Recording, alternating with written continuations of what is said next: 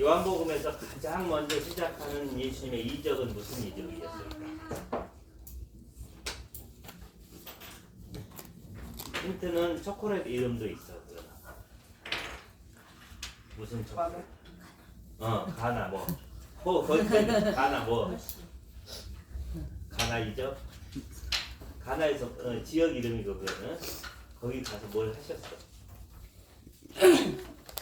기적을 일으키죠. 포도주가 막 깨진 거. 그렇지. 가나 혼인잔치에서 물로 포도주를 만들어. 그게 이제 예수님이 처음으로 사역을 시작하고 나서 처음으로 이적을 행했던 게 이제 가나 혼인잔치. 두 번째, 예수님은 거기에 왜 가셨을까? 왜 가셨을까?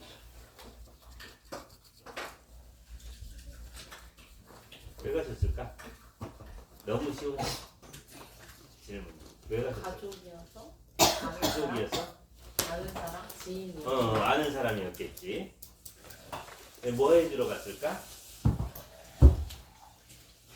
결혼 축하해주러 갔지. 예수님이 가나 혼인잔치 간 이유는 뭐 예수님 어머님 마리아도 갔고 다 이제 가족들도 갔으니까 동생도 가고 얼마나 가까운 사이였는지는 성경에 안 나오니까 잘 몰라. 그래도 어느 정도 친척이거나 아니면 서로 잘 알고 있는. 왜냐하면 가나라는 것은 갈릴리에서 조그만 산 하나 넘어가면 작은 산 하나 넘어가면 있는 마을이라 그렇게 멀리 있는 지역을 다녔어요. 예수님이 살고 있는 게 이제 갈릴리에서 사셨죠. 거기 산 옆 동네에서 잔치가 일어난 거예요. 그런데 여기 가서 예수님이 이런 얘기를 해요. 잔치가 벌어졌고 포도주가 떨어졌어. 그 말은 음식이 떨어진 거예요. 중요한 음식이. 건우가 잔치집에 갔어. 그럼 거기 가면 뭘 좋아할까? 고기도 있어야 되겠고, 그치? 고기가 없는 잔치집이 있을까? 없어. 왜냐면 그게 기본 메뉴 중에 하나니까. 근데 고기가 떨어졌어. 더 없대. 그러면 좀 서운하지. 에이, 왜 이렇게밖에 준비 안 했나? 이게 포도주가 그 나라에는 그만큼 중요해요. 우리나라처럼 깨끗한 물을 가진 나라가 많지 않아요. 중국이 왜 이렇게 기름에다 맨날 다 붓느냐? 물을 끓여도 물이 안 좋기 때문에. 그래서 기름에다 하게 된 거예요, 문화가. 근데 이스라엘도 물이 뭐 중국보다는 좋지만 그러나 거기서 포도주가 필요해. 자기들의 이제 건강을 위해서도 마시는 거니까. 그리고 잔치집에서는 중요한 음식 중에 하나도 꼭 포도주가 있어야 돼요. 근데 포도주가 떨어졌는데 예수님이 뭐라고 얘기하시냐면 예수의 어머니가 예수에게 이르되 저들에게 포도주가 없다 하니 예수께서 이르시되 여자여 나와 무슨 상관이 있나이까? 라고 말해.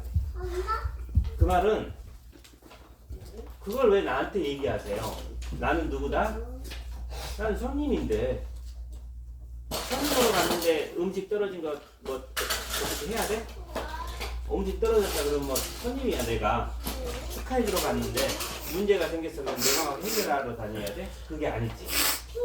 그거를 주최하는 사람 혹은 거기는 신랑 이런 사람들이 뭐 다른 집에서 구해오건 어떻게라도 해결을 해야 되는 건데 예수님은 손님으로 갔어요.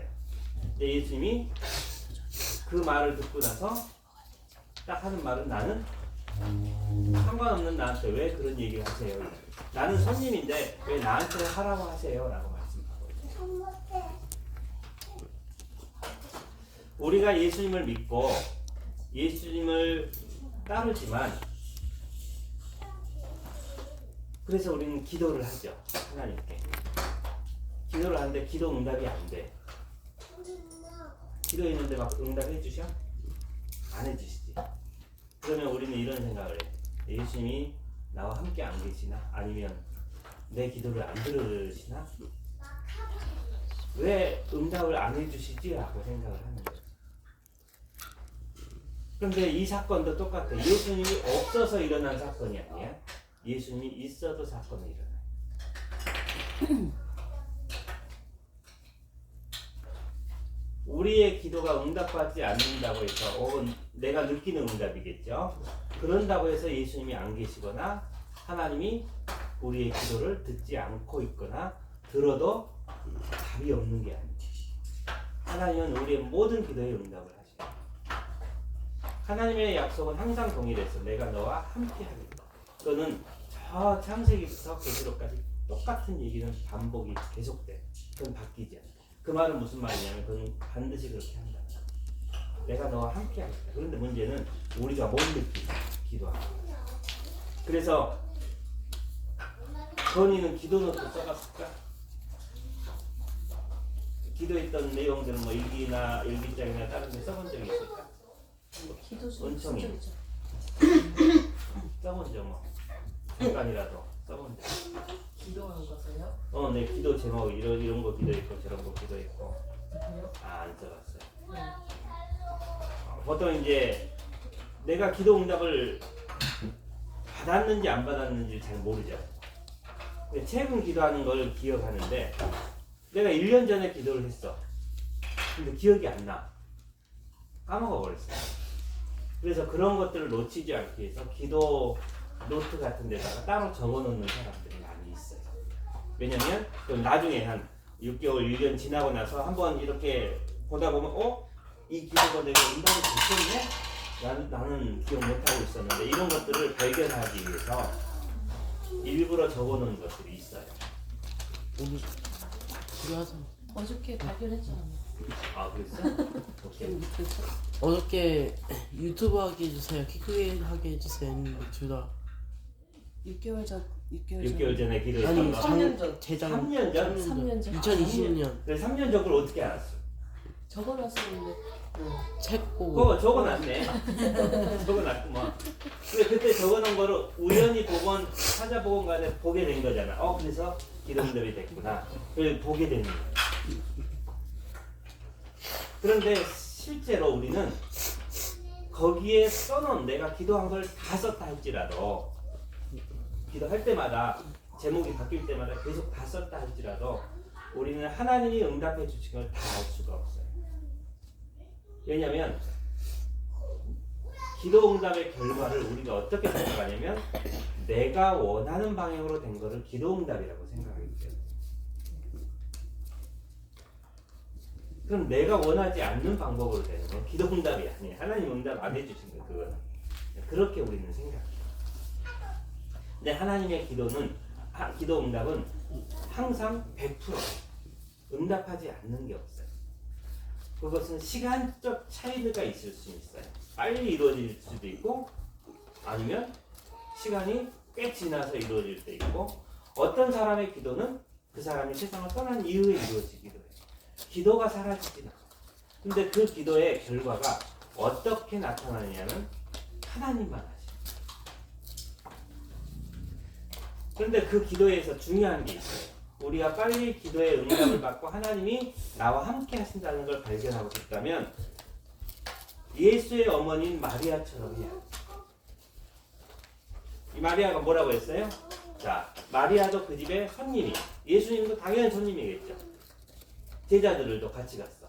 제자들도 다 손님이에요. 제작자 같이 가. 같이 가. 다 손님이에요. 그래서 이 사건을 보고 제자들이 예수님을 많이 더 믿게 됐지. 와, 진짜구나. 근데 마리아가 뭐라고 얘기하냐면 나와 무슨 상관이 있나 이렇게 예수님이 얘기했는데 그거 무시하고 그의 어머니가 하인들에게 이를 때 너희에게 무슨 말씀을 하시든지 그대로 하라. 하인들한테 지시를 했어. 예수님이 너희한테 뭘 시키든지 그대로 해라. 이때부터 뭐가 바뀌기 시작했어요? 그 잔치의 중심이 바뀌기 시작했어요. 그 문제를 해결하고 종들을 지시하는 사람은 누구예요? 손님? 손님이 아니지. 주인이거나 그거를 주체하고 있는 중요한 사람. 아무나 손님으로 난 축하해주러 가서 여러분이 결혼식 가봤잖아. 결혼식 축하해주지. 그래서 축하합니다. 뭐 신랑 신부 만나면 그런데 거기에 예식장에 직원들이 있어. 직원들한테 이렇게 하세요, 저렇게 하세요 하는 사람이 있을까? 아니에요. 그런 사람이 없어. 그렇게 지시할 수 있는 사람은 신랑 신부나 혹은 그 가족이나, 그지? 그 가족들이 뭐 부모님들이나 이런 분들이 지시를 하지 손님으로 간 사람이 지시하는 게 아니야. 똑같아. 예수님에게 그 정도를 지시하게 하셨다는 것은 예수는 네가 뭐다? 이 잔치의 주인공이다. 이게 중심이다. 그때부터 예수님이 사역을 시작하셨어요. 그걸 예수님은 처음에 거절하셨어요. 왜? 나는 손님입니다. 내가 왜 합니까? 라고 했어. 근데 손님이 아니라 이제는 책임자가 된 거야. 이 잔치의 중요한 책임자가 된 거야. 그때부터 예수님이 일을 하시기 시작합니다. 우리가 우리의 삶 속에 예수님이 들어와서 역사할 때는 언제냐면 우리가 그분을 주인으로 인정하는 거예요. 주인을 세 글자로 하면 뭐라고 말하지? 아니 주인이랬다. 주님을 주인님이지. 주인이야. 우리의 삶의 주인이야. 그러니까 우리가 그냥 주님 주님 그렇게 부르잖아. 주자가 무슨 주자야?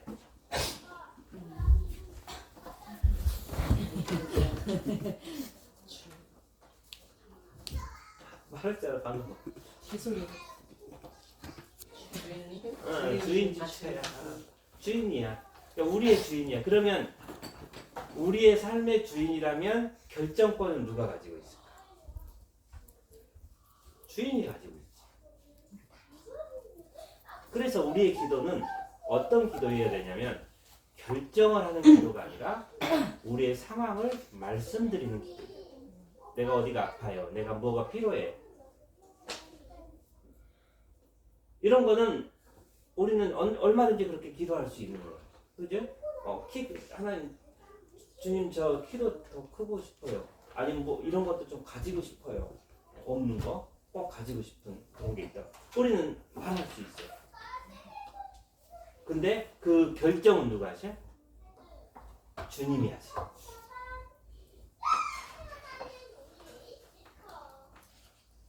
그거를 나는 이걸 원했는데 하나님은 다른 걸 주셨어요. 그것도 응답이고.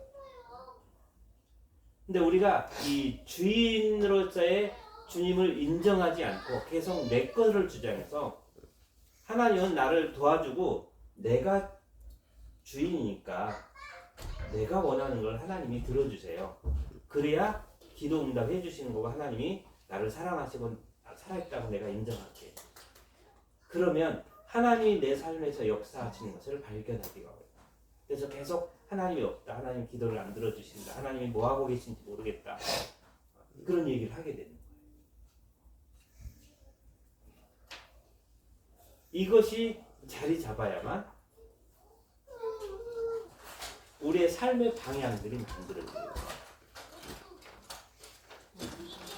그래서 저희 아이들에게 우리가 언제 하든지 신학을 다 했으면 좋겠고 사이랑 며느리도 신학을 했으면 좋겠고 사이도 신학을 하면 어떨까 그랬더니 이제 이게 오기 전에 한국 오기 전에 자기 다니는 교회 목사님하고 상담을 했어요.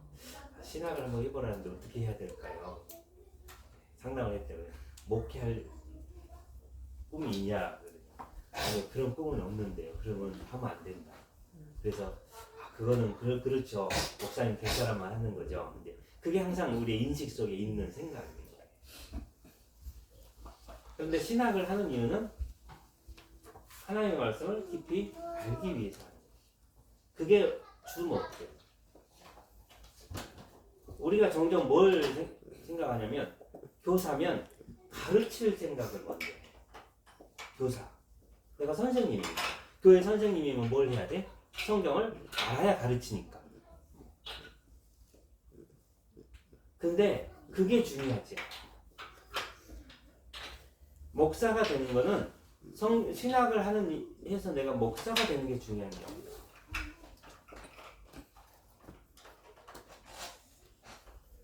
그 말씀에 따라 사는 게 중요해요. 그래서 이 백석 그 총장으로 계신 분들이 이제 목회자들한테 설교를 하면서 신학이 뭔지 아냐? 신학은 결코 하나님을 알 수 없는 게 신학이다.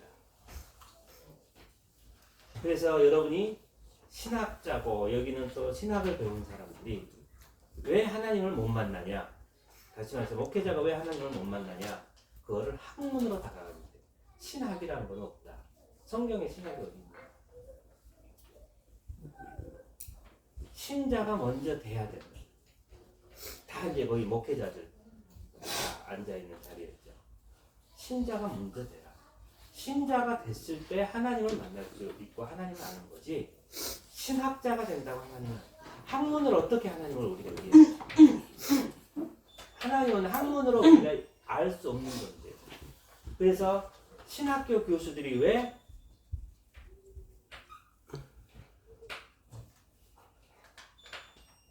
목회를 못하냐? 신학만 하기 때문에 하나님을 학문으로 잡고 돼야 해서 지식은 많고 가르칠 수 있는 정보는 많이 있는데 자기가 그 하나님 안에서 살아가는 삶이 없는 거야. 그러니까 우리 인생은 항상 그게 있어. 뭘 이루기 위해서 해. 공부하기 좋은 직장 가기 위해서 공부를 해. 그 공부가 내가 옳은 사람이 되기 위해서 공부하지 않고 좋은 직장 돈 벌기 위해서 공부를 했어. 그래서 그 사람은 어떤 사람이야? 돈을 잘 버는 미성숙하고 문제가 많은 사람이야.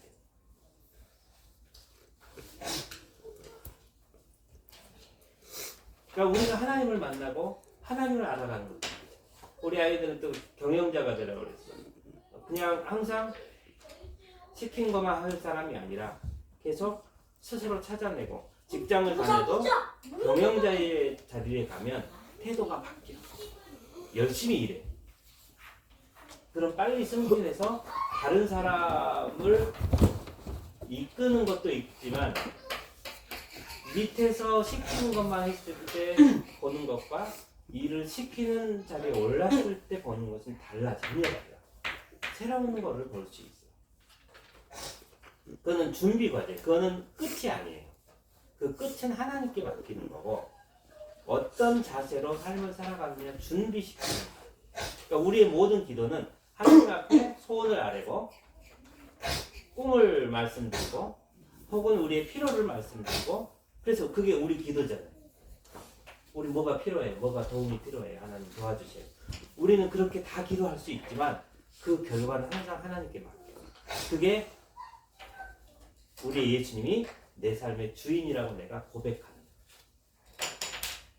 그게 바탕이 되지 않으면 하나님께서 내 인생에 함께 하신다는 것을 느끼기 어려워요.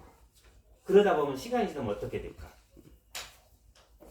그냥 대충 교회를 다닌다. 그렇게 되는 거예요. 왜냐면 하나님에 대해서 뭐 나눌 게 없잖아요. 하나님 성경을 보면 뭐 좋은 내용도 많고 교회 다니면 좋은 사람들도 만나고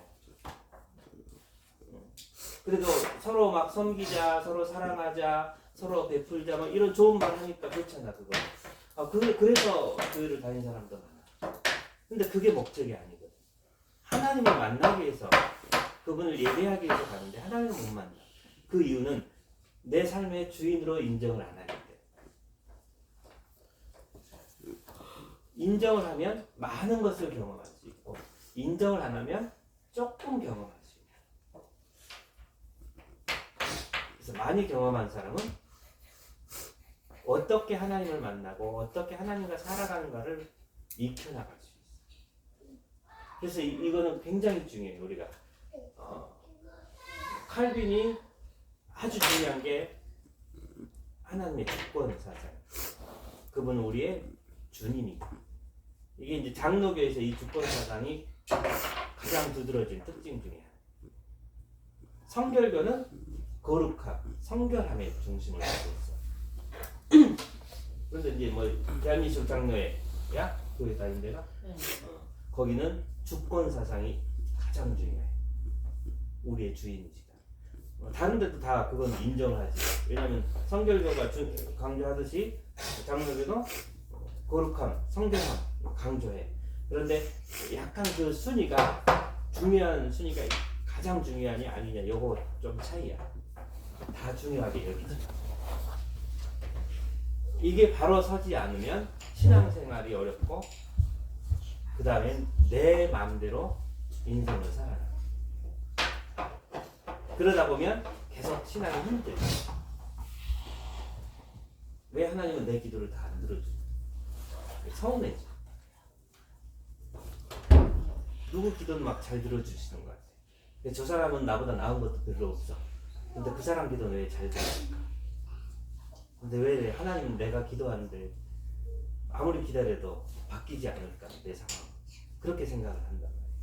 그것은 내가 그분께 맡긴 적이야. 그리고 그분이 내게 응답하신 대로 그것을 받아들이는 게 있어요. 그래서 우리가 순종 훈련하는 우리 홈스쿨 시작할 때마다 항상 첫 번째 순종 훈련부터 시작하잖아요. 부모님 말씀에 순종. 그 순종 훈련이 왜 중요하냐면 주님을 내 주인으로 모시고 그분의 말씀에 내 욕심을 내려놓고 순종하죠. 그럴 때 그 기도가 회복이 됩니다. 회복의 기도가. 근데 그런 기도 그게 안 되면 내 기도만 우리 교회에 이런 사람이 있었어요. 일본어 선생님. 일본에서 오래 살아서 정말 일본어를 잘할 뿐 아니라 일본이 편해. 그 문화. 어렸을 때부터 오래 살았어요. 오히려 한국에 사는 게 어색해. 근데 몸이 아파요. 꿈은 하나야. 정식 일본어 선생님이 되는 거. 그러니까 고등학교에서 일본어를 가르치는데 한동안 좀 몸이 아파서 못하게 됐어. 근데 항상 꿈은 딱 하나님 저 일본어 정식 교사가 되게 있죠. 정말 아이들에게 일본어를 재밌게 가르쳐요. 실력도 좋아요. 왜냐면 우리나라에서 굉장히 유명한 사립고등학교 그 고등학교 웬만하면 스카이 대학 아니면 대부분 해외에 보내는 그런 학교. 그래도 정식 교사는 아니었지만 그런데 가서 이제 교사를 할 정도면 실력이 굉장히 좋다는 거예요. 그 기도를 맨날 하는데 하나님이 응답을 안 하셔. 저는 다른 꿈 없어요. 그냥 정식 교사 돼서 아이들 가르치면서 살고 싶어요. 그 꿈 하나인데 왜 하나님은 내 기도에 안 들어주세요? 그래서 나중에 이제 하나님이 서운한 거예요. 그리고 상황이 더 안 좋아져. 몸도 더 안 좋고 이제 힘들어져. 나이만 먹고. 어떻게 하나님이 내가 뭐 특별한 꿈, 나쁜 꿈, 뭐 큰 부자가 되고 그런 것도 아니고 좋은 선생이 되고 싶은 그런 꿈도 안 들어주시냐. 그래서 교회를 안 나왔어 또 한 번. 그러다가 최근에 그 꿈을 내려놨어요. 하나님, 이제 내가 그 꿈을 내려놓고 일반인처럼 그냥 평범하게 살 수만 있게 해주세요. 몸이 이제 아프니까 그런 기도로 바뀌었습니다. 그걸 내려놓으니까 그때야 자기가 좀 숨이 쉬어지고. 왜냐하면 그것을 위해서 날마다 그 스트레스가 나는 왜 그걸 못 되는 걸까? 내가 그렇게 많이 공부했는데 일본에서 좋은 대학 나왔는데 왜 그 자리에 하나 내가 들어가고 기도하고 노력하고 내가 소원 딱 하나였는데 하나님은 그걸 원치 않았고 그걸 하나님 앞에 내려놓을 때 그래 이제는 내가 편하게 지내자 행복하게 살자 그것 때문에 항상 찌들어 살자. 그러니까 하나님은 그에게 다른 길을 주실 수 있는 거예요. 그걸 맡겼어야 돼. 하나님 저 정말 이거 되고 싶어요. 그런데 하나님이 원치 않으시면 내려놓을 수 있어요. 라는 게 돼야 되는데 그게 안 됐어. 그럼 내려놓으면 내 인생은 끝나. 내 꿈은 다 사라지는 거야. 이렇게만 생각해. 그래서 예수님이 주인이 아니라 누구예요? 내 꿈을 실현해 줄 때 돕는 존재예요. 그걸 내려올 때 자기가 바뀌는. 그렇게 그 주인됨을 계속 우리가 인정하는 연습을 해요. 언제부터? 그 순종 훈련이 안 되면 계속 예수님께 우리 거를 요청하죠. 그래서 한국의 기도 옛날 특징이 뭐였어요? 들어줄 때까지 성성기도, 금식기도, 산기도, 밤생기도 뭐 이런 기도. 하나님이 들어줄 때까지 기도하는 거예요. 내가 이거 원하니까 들어주실래요? 안 그러면 저 죽겠어요. 저 죽는 꼴 보실래요? 아니면 기도 들어주실래요? 네, 이게 한국의 기도였어요. 그러나 지금은 그렇게 기도 안 해요. 왜냐면 그게 하나님이 기뻐하는 기도가 아닌 거야. 종종 그렇게 기도 응답을 받아. 그러나 하나님이 응답해 주시지만 그게 기뻐서가 아니야. 너무 신앙이 어리고 안타까워서 들어주는 거야.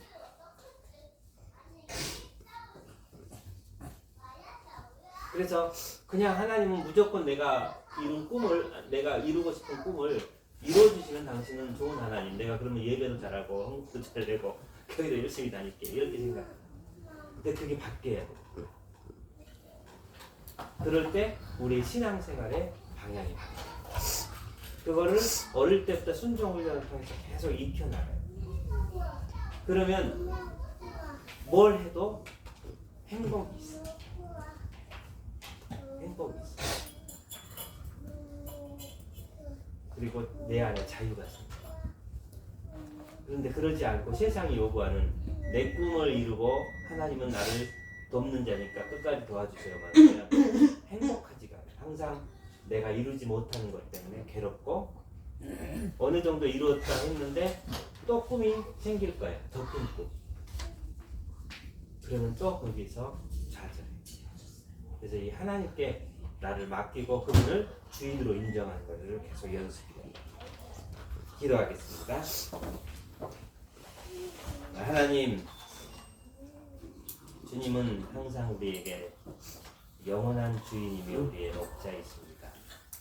주님, 우리를 선한 길로 인도하시고 구원의 길로 인도하십니다. 우리가 보는 것은 그저 우리가 아는 정보, 우리의 눈에 보이는 것에 불과하지만 그 뒤에 있는 모든 일들을 주님은 예상하고 예측하고 있습니다. 그러기에 우리가 기도할지라도 그 결과를 하나님께 맡기게 하시며 또 그 응답이 어떻게 나타날지라도 감사함으로 받을 수 있는 우리가 되게 하옵소서. 예수님의 이름으로 기도합니다. 연설을 바로 들어가겠습니다.